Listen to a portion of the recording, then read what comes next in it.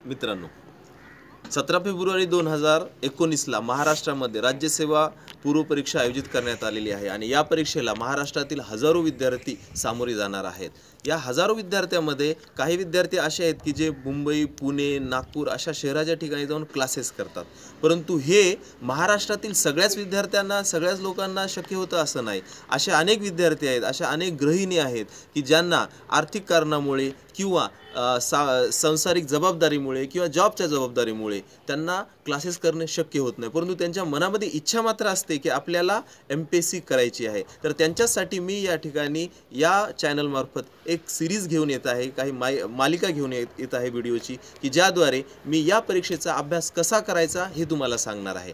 त्यामध्ये सगळ्यात पहिल्यांदा या आजच्या टप्प्यामध्ये पहिल्या भागामध्ये नियोजन कसं करायचं मी ते तुम्हाला सांगणार आहे। कुठलंही कार्य करत असताना मित्रांनो लक्षात ठेवा, आपल्याला जर ते कार्य यशस्वीरित्या पूर्ण करायचं असेल तर ते 2 टप्प्यामध्ये कार्य आपल्याला मांडावं लागतं। 2 टप्पे म्हणजे कोणते? तर नंबर 1 नियोजन आणि नंबर 2 प्रत्यक्ष कार्यवाही।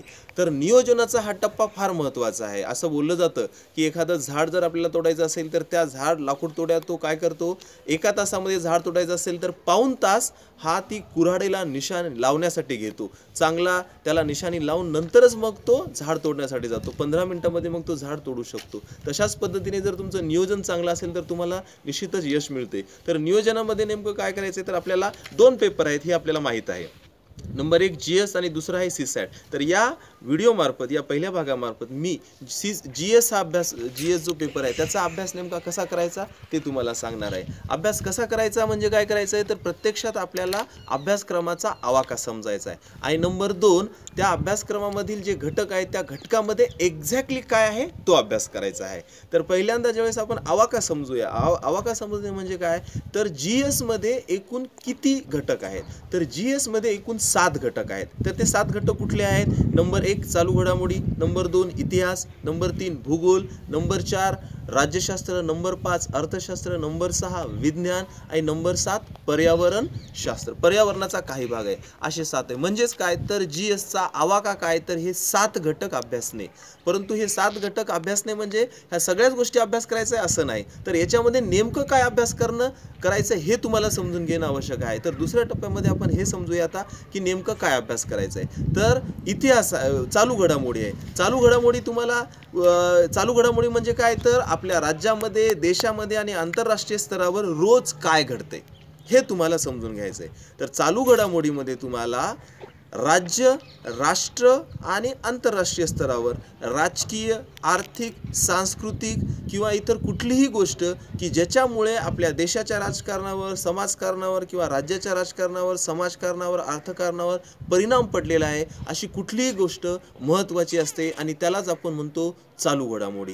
तर हा पहिला घटक आहे। तर या पहिल्या घटकामध्ये तुम्हाला काय अभ्यास करायचा आहे चालू घडामोडीमध्ये तर राज्य, राष्ट्र आणि आंतरराष्ट्रीय स्तरावरील होणाऱ्या आर्थिक, सामाजिक, राजकीय, सांस्कृतिक घटना याची नोंद, म्हणजे समजा कुणाला पारितोषिक मिळालं, कुणाचं पुस्तक गाजलं, एखाद्या सुप्रसिद्ध व्यक्तीचं डेथ झालेली आहे, ह्या सगळ्या गोष्टी समजून घेणं म्हणजे चालू घडामोडी। तर हा पहिला घटक आहे आपल्याला या आवाक्यामधला पहिल्या पेपरचा चालू घडामोडी। दुसरं आहे इतिहास। इतिहासामध्ये आपण काय करतो तर इतिहासामध्ये या ठिकाणी स्पष्टपणे सांगितलेलं आहे की भारताचा इतिहास, परंतु विशेषतः महाराष्ट्राच्या इतिहासाच्या संदर्भात।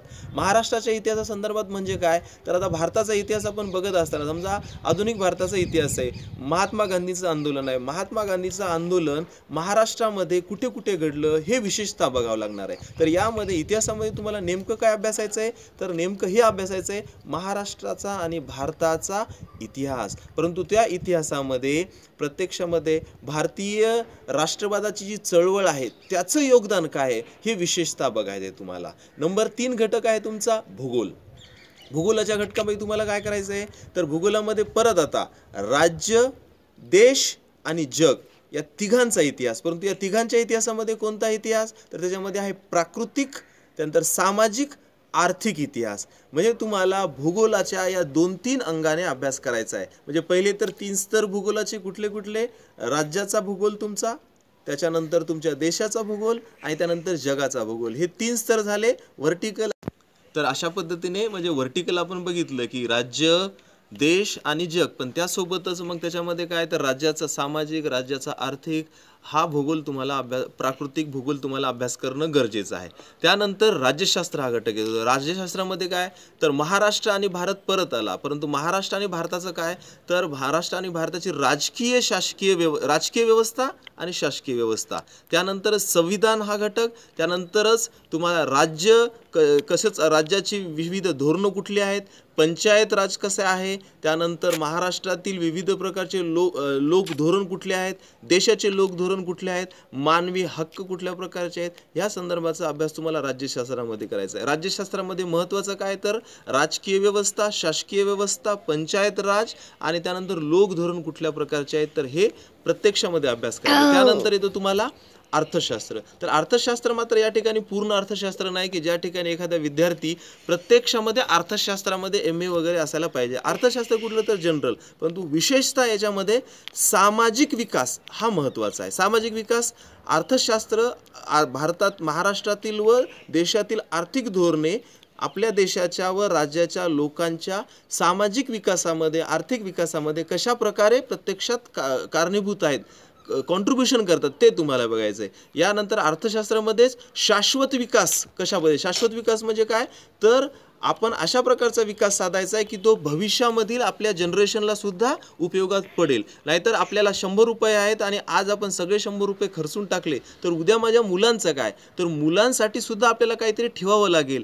असा विकास करणं म्हणजे त्याला म्हणतात शाश्वत विकास. तर आपल्याकडे जेवढे झाडं आहेत हे झाडं जर आजच आपण सगळे तोडून टाकले तर उद्याच्या जनरेशनला काय मिळणार आहे. तर आपल्याला आज अशा पद्धतीने विकास साधावा लागेल की आज आपण जेवढी गरज आहे तेवढंच साध्य करणं आणि भविष्यासाठी सुद्धा उपयोगात आणणं, तर त्याला आपण म्हणूया शाश्वत विकास. त्यानंतर महाराष्ट्रातील दारिद्र्याची स्थिती, भारतातील दारिद्र्याची स्थिती आणि त्यानंतर सर्वसमावेशन सगळ्या लोकांचं, दारिद्र्य रेषेखालील असतील किंवा इतर घटक असतील त्यांचं सर्वसमावेशन कशा प्रकारे असेल. त्यानंतर अर्थशास्त्रामध्ये अजून एक महत्त्वाचा घटक म्हणजे डेमोग्राफिकल, म्हणजेच काय तर लोकसंख्याशास्त्र. तर जन्माचा दर किती आहे, मृत्यूचा दर किती आहे, एकूण लोकसंख्या किती आहे, विभागवार हा आपल्याला अर्थशास्त्रामध्ये अभ्यास करायचा आहे.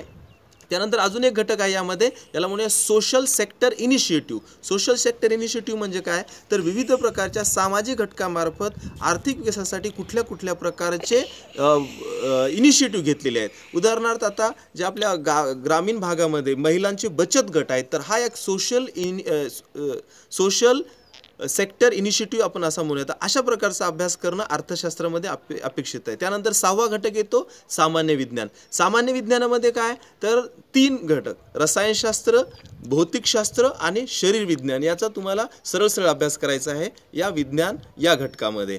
पर्यावरण आहे 7वा घटक. पर्यावरणामध्ये इथे तुम्हाला पर्यावरणशास्त्राचा तुम्ही एखादा म्हणजे MSc केलेला विद्यार्थी किंवा BSc केलेला विद्यार्थीच करू शकतो अशा प्रकारचं नाही, तर सर्वसाधारण पर्यावरणशास्त्र जे पर्यावरणासाठी पूरक आहे. याच्यामध्ये नंबर 1 आहे तुमची जैवविविधता कशा पद्धतीची असते ती तुम्ही समजणं आणि पर्यावरण बदल. या जैवविविधता आणि पर्यावरण बदल याचा संबंध काय आहे, आपल्या शाश्वत विकासामध्ये हे कशा पद्धतीने कॉन्ट्रीब्युशन करतं हे या ठिकाणी समजणं आवश्यक आहे. त्यासोबतच पर्यावरण विज्ञान म्हणजेच इकोलॉजी, म्हणजे पर्यावरणामध्ये 3 घटक आहेत, जैवविविधता, नंबर 2 पर्यावरण बदल आणि नंबर 3 पर्यावरण विज्ञान. तर अशा प्रकारे या 7 घटकाचा अभ्यास तुम्हाला करायचा आहे. म्हणजेच नेमकं काय अभ्यास करायचं मी तुम्हाला आता सविस्तरपणे सांगितलेलं आहे.